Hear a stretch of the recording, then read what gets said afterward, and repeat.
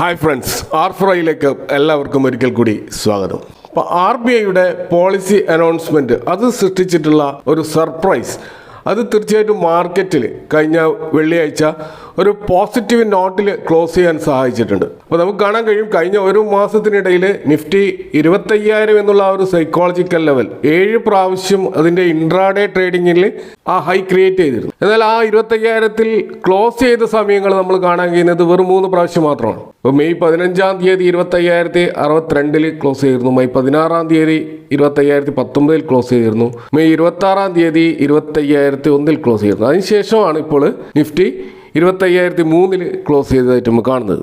അപ്പോൾ ആ നിഫ്റ്റിയുടെ 25,000-ന് മുകളിലുള്ള ആ ഒരു ക്ലോസിങ് അത് നിലനിൽക്കുക എന്നുള്ളത് നിഫ്റ്റിയെ സംബന്ധിച്ചിടത്തോളം അതിൻ്റെ മുന്നോട്ടുള്ള ശക്തമായ ബുള്ളിഷ് മൂവിന് വളരെ പ്രധാനപ്പെട്ട ഒരു ആവശ്യമാണ്. ഇപ്പോൾ നിലവിൽ നമുക്ക് കാണാൻ കഴിയുന്നത് നിഫ്റ്റിയുടെ ആ ഒരു റേഞ്ച് 24,500-നും 25,100-നും ഇടയ്ക്കുള്ള ആ ഒരു റേഞ്ചിലാണ് ഇപ്പോൾ നിഫ്റ്റി ട്രേഡ് ചെയ്തുകൊണ്ടേയിരിക്കുന്നത്. 25,200 എന്നുള്ള ഒരു പ്രധാനപ്പെട്ട ഒരു റെസിസ്റ്റൻസ് ലെവലാണ്. ആ ലെവൽ ബ്രേക്ക് ചെയ്യുകയാണെങ്കിൽ പുതിയൊരു ഫ്രഷ് ആയിട്ടുള്ള ഒരു അപ് ട്രെൻഡ് നമുക്ക് തീർച്ചയായിട്ടും നിഫ്റ്റിയിൽ പ്രതീക്ഷിക്കാൻ പറ്റും. അപ്പോൾ അത്തരത്തിലുള്ളൊരു ബ്രേക്ക് ഔട്ട് 25,200-ന് മുകളിൽ വരികയാണെങ്കിൽ 25,600, 25,800 ലെവലിലുള്ള ഒരു സോണിലേക്ക് നിഫ്റ്റി കുതിക്കാനുള്ള എല്ലാ സാധ്യതയുമാണ് നിലവിലുള്ള മാക്രോ എക്കണോമിക് കണ്ടീഷൻസ് വെച്ച് നമുക്ക് പറയാൻ കഴിയുക.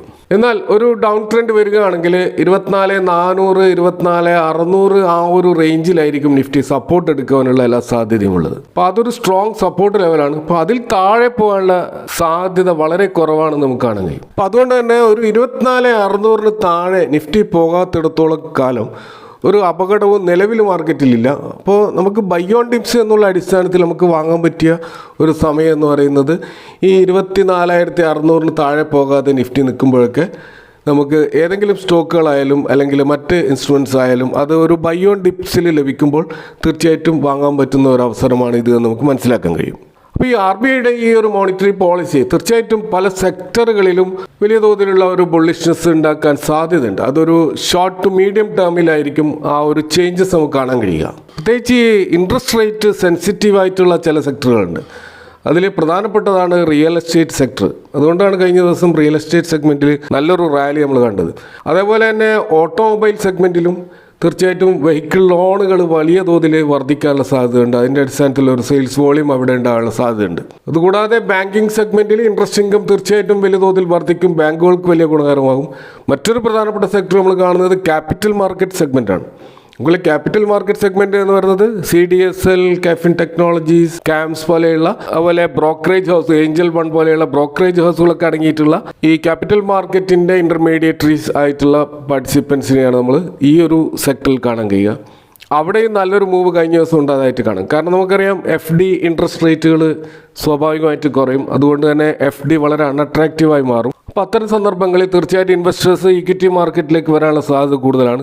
മ്യൂച്വൽ ഫണ്ട് ഫ്ലോ കൂടുതൽ വർദ്ധിക്കാനുള്ള സാധ്യതയും കൂടുതലാണ്. അപ്പോൾ അതിൻ്റെ ഒരു ഗുണഫലം ഉണ്ടാകാൻ പോകുന്ന ഒരു സെക്ടറാണ് ക്യാപിറ്റൽ മാർക്കറ്റ്.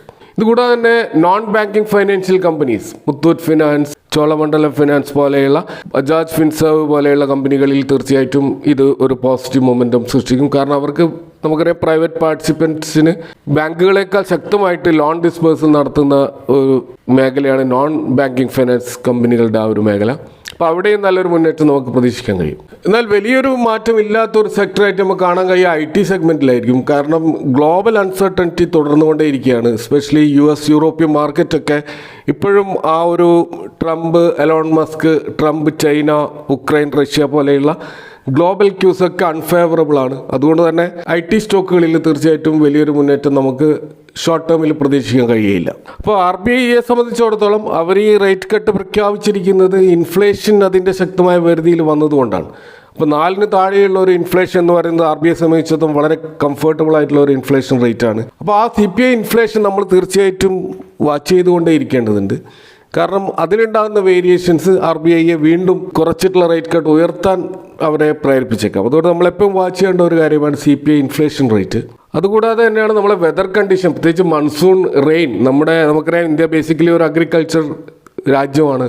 നമ്മളെ റൂറൽ കൺസംഷൻ വർദ്ധിക്കണമെങ്കിൽ സ്റ്റേബിളായിട്ടുള്ള വെതർ കണ്ടീഷൻസ് ഉണ്ടാവേണ്ടതുണ്ട്. അതുകൂടാതെ തന്നെ US ഇന്ത്യ ട്രേഡ് എഗ്രിമെൻറ്റ്സ് അതും വളരെ പ്രധാനപ്പെട്ട ഒരു കാര്യമായിട്ടായിരിക്കും നമുക്ക് നെക്സ്റ്റ് ആഴ്ചകളിൽ നമ്മൾ മാർക്കറ്റിൽ കാണാൻ കഴിയുക. അപ്പോൾ സ്വാഭാവിക ഇത്തരം ഒരു സന്ദർഭങ്ങളിൽ നമ്മൾ സ്റ്റോക്കുകൾ സ്പെസിഫിക് ആയിട്ട് പിക്ക് ചെയ്യാൻ വലിയ ബുദ്ധിമുട്ട് അനുഭവപ്പെടുന്നവരെ സംബന്ധിച്ചിടത്തോളം, അല്ലെങ്കിൽ ഒരു ബിഗിനർ ഇൻവെസ്റ്ററെ സംബന്ധിച്ചിടത്തോളം ഷോർട്ട് ടു മീഡിയം ടേം സാധ്യതയുള്ള ചില ETF ഈ ഒരു സന്ദർഭത്തിൽ തീർച്ചയായിട്ടും ലൈം ലൈറ്റിലേക്ക് വന്നിട്ടുണ്ട്. അത്തരത്തിലുള്ള ചില ETF നമ്മൾ ഇവിടെ പരിചയപ്പെടാം. അതിലൊന്ന് നമ്മൾ കാണുന്നത് Motilal Oswald Nifty reality ETF ആണ്. റിയാലിറ്റി സെഗ്മെൻറ്റിലുള്ള സ്റ്റോക്കുകളെ ട്രാക്ക് ചെയ്യുന്ന ഈ ഒരു ETF ഇത് താരതമ്യേന പുതിയ ഒരു ETF ആണ്. 2024 മാർച്ച് 15 ഇത് ലോഞ്ച് ചെയ്തത്. അപ്പോൾ ലോഞ്ച് ചെയ്തിട്ട് ഒരു വർഷമേ ആകുന്നുള്ളൂ. കഴിഞ്ഞ ഒരു മാസം ഇതിൻ്റെ റിട്ടേൺ നമ്മൾ കാണുന്നത് 23% റിട്ടേൺ ആണ് കാണുന്നത്. ഇപ്പോൾ അത് ട്രേഡ് ചെയ്യുന്നത് 104 എന്നുള്ള ഒരു പ്രൈസ് റേഞ്ചിലാണ്. ഇതിൻ്റെ INAV മോട്ടിലാൽ ഓസ്വാളിൻ്റെ വെബ്സൈറ്റിൽ നമ്മൾ സന്ദർശിച്ച് കഴിഞ്ഞാൽ അവിടെ കാണാൻ കഴിയുക 103.83 ആണ്. അപ്പോൾ INAVയോട് മാച്ച് ചെയ്യുന്ന രീതിയിലുള്ള ഒരു ട്രേഡിംഗ് വാല്യൂ ആണ് നമുക്കിപ്പോൾ ഇവിടെ കാണാൻ കഴിയുന്നത്. അപ്പോൾ ഈ ഒരു ETF ഫോളോ ചെയ്യുന്ന ആ ഇൻഡെക്സിലുള്ള പ്രധാനപ്പെട്ട ടോപ്പ് 5 വെയിറ്റേജ് കമ്പനികൾ നമ്മൾ നോക്കുകയാണെങ്കിൽ DLF, Godrej properties, Phoenix Mills, Macrotech developers, Prestige Estate പോലെയുള്ള സ്റ്റോക്കുകളാണ് ടോപ്പ് 10 കമ്പനികളിൽ ടോപ്പ് 5 കമ്പനികൾ നമുക്ക് ഇതാണ് കാണാൻ കഴിയുക. കഴിഞ്ഞ ദിവസം NSEയിൽ ഇതിൻ്റെ ഒരു ട്രേഡിംഗ് വോളിയം നമ്മൾ പരിശോധിച്ച് കഴിഞ്ഞാൽ 13.99 ലാക്സിൻ്റെ ഒരു ട്രേഡിംഗ് വോളിയമാണ് നമുക്ക് കാണാൻ കഴിയുക. അപ്പം വോളിയം മോശമല്ലാത്ത ഒരു ETF ആയിട്ടാണ് നമുക്കിത് കാണാൻ കഴിയുന്നത്. അടുത്ത ഒരു പ്രധാനപ്പെട്ട സെഗ്മെൻറ്റായ ബാങ്ക് മേഖലയിലുള്ള ഒരു പ്രധാനപ്പെട്ട ETF നമ്മൾ പരിഗണിക്കാവുന്നത് ബാങ്ക് ബീസ് ആണ്. അത് വളരെ പഴയ ഒരു ETF ആണിത്. 2004 ലോഞ്ച് ചെയ്ത ഈ ഒരു ETF ഇപ്പോൾ ട്രേഡ് ചെയ്യുന്ന പ്രൈസ് 582 എന്ന റേഞ്ചിലാണ് കാണാൻ കഴിയുക. കഴിഞ്ഞ ഒരു മാസം 4.61% ഒരു അപ്സൈഡ് ETF ഉണ്ടായതായിട്ട് കാണാം. ഇതിൻ്റെ ഒരു INAV നമ്മൾ പരിശോധിച്ചാൽ 580.944 എന്നുള്ള ഒരു NAV ആണ് അവരുടെ വെബ്സൈറ്റിൽ കാണാൻ കഴിയുക. അപ്പോൾ ആ NAVയോട് ഏകദേശം 1 പോയിന്റിൻ്റെ ഒരു ഡിഫറൻസ് നമുക്ക് കാണാൻ കഴിയും. അപ്പോൾ അതുകൊണ്ട് തന്നെ ഒരു ഡിപ്പിനായി നമുക്ക് കാത്തിരിക്കുന്നതായിരിക്കും കൂടുതൽ നല്ലത്. അപ്പോൾ ഈ ഒരു ETF ട്രാക്ക് ചെയ്യുന്നത് ബാങ്ക് ഇൻഡെക്സ് ആണ്. ബാങ്ക് ഇൻഡെക്സിൽ PSU ബാങ്കുകളും പ്രൈവറ്റ് ബാങ്കുകളും അടങ്ങിയിട്ടുള്ള 12 സ്റ്റോക്കുകളുടെ ഒരു ഇൻഡെക്സ് ആണിത്. ഇതിൽ ടോപ്പ് 5 വെയിറ്റേജ് ഉള്ള കമ്പനികൾ കാണുന്നത് HDFC ബാങ്കും ICICI ബാങ്കും സ്റ്റേറ്റ് ബാങ്ക് ഓഫ് ഇന്ത്യയും കൊടാക് മഹീന്ദ്ര ബാങ്കും ആക്സിസ് ബാങ്കുമാണ്. ഇതുകൂടാതെ ഈ ബാങ്ക് ഇൻഡെക്സ് ഇനിയും ചില ചേഞ്ചസ് വരാൻ പോകുന്നുണ്ട്. അപ്പോൾ അതിൻ്റെ അടിസ്ഥാനത്തിൽ ഇവിടെ കൂടുതൽ സ്റ്റോക്കുകൾ വരാൻ സാധ്യത. യൂണിയൻ ബാങ്കും യെസ് ബാങ്കും ഈ ഒരു ഇൻഡെക്സിൽ ആഡ് ചെയ്യപ്പെടുന്നു എന്നുള്ള വാർത്തകൾ വരുന്നുണ്ട്. ഈ ബാങ്ക് ബീസ് എന്നുള്ള ഈ ഒരു ETF തീർച്ചയായിട്ടും നമ്മൾ ഇപ്പോഴത്തെ സാഹചര്യത്തിൽ പരിഗണിക്കാവുന്ന ഒരു ETF ആയിട്ട് കാണാൻ കഴിയും. ഇതിൻ്റെ ട്രേഡിംഗ് വോളിയം കഴിഞ്ഞ ദിവസം നമ്മൾ കണ്ടത് 29.28 ലാക്സ് ആണ്. അപ്പോൾ മോശമല്ലാത്തൊരു വോളിയം ഈ ഒരു ബാങ്ക് ETF നമുക്ക് കാണാൻ കഴിയും. അടുത്തൊരു ETF Nippon India Nifty auto ETF ആണ്. ഓട്ടോ ബീസ് എന്ന് NSEയിൽ അറിയപ്പെടുന്ന ഈ ഒരു ETF 2022 ജനുവരിയിലാണ് ലോഞ്ച് ചെയ്യുന്നത്. ഇപ്പോൾ ഇതിൻ്റെ പ്രൈസ് 242 എന്ന റേഞ്ചിലാണ് കാണാൻ കഴിയുക. കഴിഞ്ഞ ഒരു മാസം ഏകദേശം 4.88% ഒരു അപ്സൈഡ് ഇതിലുണ്ടായതായിട്ട് കാണാം. ഈ ഓട്ടോ ബീസിൻ്റെ INAV അവരുടെ സൈറ്റുകളിൽ നമുക്കാണെങ്കിൽ 241 എന്നുള്ള റേഞ്ചിലാണ്. അപ്പോൾ അതിനേക്കാളും ഒരു പോയിന്റ് അധികമായിട്ടാണ് ഇപ്പോൾ ട്രേഡ് ചെയ്യുന്നത്. അപ്പോൾ അതുകൊണ്ട് ഒരു ഡിപ്പിനായിട്ട് നമ്മൾ കാത്തിരിക്കുന്നതായിരിക്കും നല്ലത്. ഇതിലെ ടോപ്പ് 5 വെയിറ്റേജ് നമ്മൾ നോക്കുകയാണെങ്കിൽ ആ 10 സ്റ്റോക്കുകളിൽ Mahindra and Mahindra, Tata Motors, Maruti Suzuki, Bajaj Auto, Hero MotoCorp ഇതൊക്കെയാണ് ടോപ്പ് 5 വെയിറ്റേജ് ഉള്ള സ്റ്റോക്കുകൾ. അപ്പോൾ ഈ ഒരു ഇൻഡെക്സിനെയാണ് ഈ ഓട്ടോ ബീസ് ട്രാക്ക് ചെയ്യുന്നത്. ഇതിൻ്റെ ഒരു ട്രേഡിംഗ് വോളിയം നമ്മൾ നോക്കുകയാണെങ്കിൽ 4.14 ലാക്സ് ആണ് നമുക്ക് കാണാൻ കഴിയുക. വോളിയം 4 ലക്ഷത്തിൽ കൂടുതലുണ്ട്. മോശമല്ലാത്ത വോളിയമാണ് കഴിഞ്ഞ ഫ്രൈഡേ നമ്മൾ കാണാൻ കഴിയുക. അപ്പോൾ ഇൻട്രസ്റ്റ് റേറ്റ് കട്ടുമായിട്ട് ബന്ധപ്പെട്ടിട്ട് വളരെയധികം ലൈം ലൈറ്റിൽ വരുന്ന മറ്റൊരു സെഗ്മെൻറ്റാണ് നിഫ്റ്റി ഇന്ത്യ കൺസംഷൻ മേഖല. അപ്പോൾ അതിൻ്റെ ഒരു ഇൻഡെക്സിനെ ട്രാക്ക് ചെയ്യുന്ന ETF ആണ് Nippon India ETF Nifty India consumption fund അഥവാ കൺസ്യൂം ബീസ് എന്ന പേരിലാണ് ഇത് NSEയിൽ ഇതിൻ്റെ കോഡ് നമുക്ക് കാണാൻ കഴിയുക. 2014 ലോഞ്ച് ചെയ്ത ഈ ഒരു ETF ഇപ്പോൾ ട്രേഡ് ചെയ്യുന്നത് 128 എന്നുള്ള പ്രൈസ് റേഞ്ചിലാണ്. കഴിഞ്ഞ ഒരു മാസം ഏകദേശം 4% അപ്സൈഡ് ETF പോയതായിട്ട് കാണാം. ഇതിൻ്റെ NAV അതിൻ്റെ സൈറ്റുകളിൽ കാണുന്നത് 128.48 ആണ്. അപ്പോൾ അതിനോട് മാച്ച് ചെയ്യുന്ന രീതിയിൽ തന്നെയാണ് ഇപ്പോഴത്തെ ട്രേഡിംഗ് വാല്യൂ നമ്മൾ കാണുന്നത്. ഇപ്പോൾ 30 കമ്പനികൾ അടങ്ങിയിട്ടുള്ള വലിയൊരു ജംബോ ഇൻഡെക്സ് ആണ് ഈ നിഫ്റ്റി ഇന്ത്യ കൺസംഷൻ ഇൻഡെക്സ് എന്ന് പറയുന്നത്. അപ്പോൾ അതിൽ FMCG കമ്പനികളുണ്ട്, ഓട്ടോമൊബൈൽ കമ്പനികളുണ്ട്, കൺസ്യൂമർ സർവീസസ് കമ്പനികളുണ്ട്, ടെലികമ്മ്യൂണിക്കേഷൻ രംഗത്തുള്ള കമ്പനികളുണ്ട്, കൺസ്യൂമർ ഡ്യൂറബിൾസിലുള്ള കമ്പനികളുണ്ട്, ഹെൽത്ത് കെയർ സെഗ്മെൻറ്റിലുള്ള കമ്പനികളുണ്ട്, പവർ സെഗ്മെൻറ്റിലും റിയാലിറ്റിയിലുമുള്ള സ്റ്റോക്കുകളും നമുക്കിതിൽ കാണാൻ കഴിയും. അപ്പോൾ ഇതിലെ ടോപ്പ് 5 വെയിറ്റേജ് ഉള്ള സ്റ്റോക്കുകൾ നോക്കിക്കഴിഞ്ഞാൽ Bharti Airtel, ITC, Mahindra Mahindra, Hindustan Unilever, Eternal അഥവാ സൊമാറ്റോയുടെ സ്റ്റോക്കും നമുക്കതിൽ കാണാൻ കഴിയും. ഇതിൻ്റെ ഒരു ട്രേഡിംഗ് വോളിയം വളരെ ഹൈ ആയിട്ട് കാണാൻ കഴിയും. 119 ലാക്സിൻ്റെ ഒരു വോളിയം കഴിഞ്ഞ ലാസ്റ്റ് ഫ്രൈഡേ നമുക്ക് ഈ ഒരു ETF കാണാൻ കഴിയും. അപ്പോൾ ഇൻട്രസ്റ്റ് റേറ്റ് കട്ട് തീർച്ചയായിട്ടും ക്യാപിറ്റൽ മാർക്കറ്റിൽ വലിയ തോതിലുള്ള ഇൻഫ്ലോ ഉണ്ടാകുമെന്നുള്ള പ്രതീക്ഷയിൽ നമുക്ക് കഴിഞ്ഞ ദിവസം കാണാൻ കഴിയും. ക്യാപിറ്റൽ മാർക്കറ്റ് ഇൻഡെക്സ് ഏകദേശം 2% കൂടുതൽ അപ്സൈഡ് പോയിരുന്നു. അപ്പോൾ ആ ഒരു ഇൻഡെക്സിനെ ട്രാക്ക് ചെയ്യുന്ന മോട്ടിലാൽ ഒസ്വാൾ കഴിഞ്ഞ മാർച്ച് മാസം ഇൻട്രൊഡ്യൂസ് ചെയ്ത ഒരു ETF ആണ് Motilal Oswal Nifty capital market ETF. അഥവാ NSE ഇതിൻ്റെ കോഡ് MO ക്യാപിറ്റൽ എന്ന പേരിലാണ് കാണാൻ കഴിയുക. ഇത് 2025 മാർച്ച് 13 ലോഞ്ച് ചെയ്തത്. ഇപ്പോൾ ലോഞ്ച് ചെയ്തിട്ട് 3 മാസം ആകാൻ പോകുന്നതേ ഉള്ളൂ. ഇതിൻ്റെ കറണ്ട് പ്രൈസ് നമ്മൾ കാണുന്നത് 46.67 എന്ന പ്രൈസിലാണ് കാണാൻ കഴിയുക. കഴിഞ്ഞ ഒരു മാസം 24.49 വമ്പിച്ച റിട്ടേൺ ആണ് ഈ ഒരു ETF നമുക്ക് കാണാൻ കഴിയുക. ഇതിൻ്റെ ഒരു INAV നോക്കുകയാണെങ്കിൽ 46.31 എന്നാണ് മോട്ടിലാൽ ഒസ്വാളിൻ്റെ സൈറ്റുകൾ കാണാൻ കഴിയുക.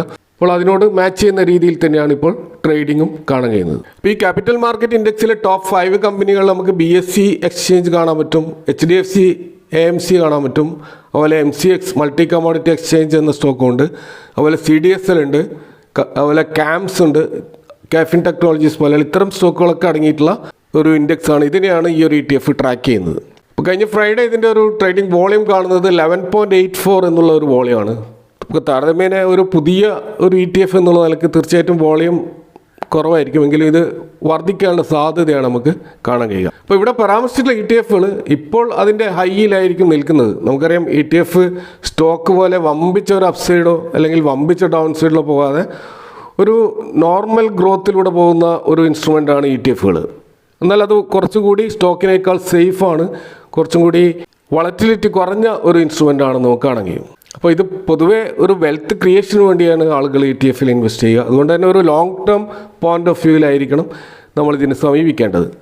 അപ്പോൾ അതുകൊണ്ട് തന്നെ ഇപ്പോൾ തിരക്കിട്ട് വാങ്ങാതെ ഇതിൻ്റെ ഒരു ഡിപ്പിന് വേണ്ടി കാത്തിരുന്നുകൊണ്ട് വാങ്ങുന്നതായിരിക്കും കുറച്ചുകൂടി നല്ലൊരു സ്ട്രാറ്റജി. അതല്ല, ഇതിൽ ട്രേഡ് ചെയ്യുന്നവരുണ്ടെങ്കിൽ സ്വാഭാവികമായിട്ടും ഇതിൻ്റെ ഒരു 2% ഡൗൺ ആകുമ്പോൾ വാങ്ങിച്ചിട്ട് ഒരു 5% പിന്നീട് അപ്പാകുമ്പോൾ വിൽക്കുക എന്നൊരു സ്ട്രാറ്റജി ഉപയോഗിച്ചുകൊണ്ട് ഇതിൽ ട്രേഡ് ചെയ്യാവുന്നതാണ്. അപ്പോൾ ഇതൊക്കെയാണ് നെക്സ്റ്റ് വീക്ക് മാർക്കറ്റിൻ്റെ ഒരു മൂവ്മെൻറ്റും അതുപോലെ ഇവിടെ പരിഗണിക്കാവുന്ന ചില ETF കുറിച്ച് പറയാനുള്ളത്.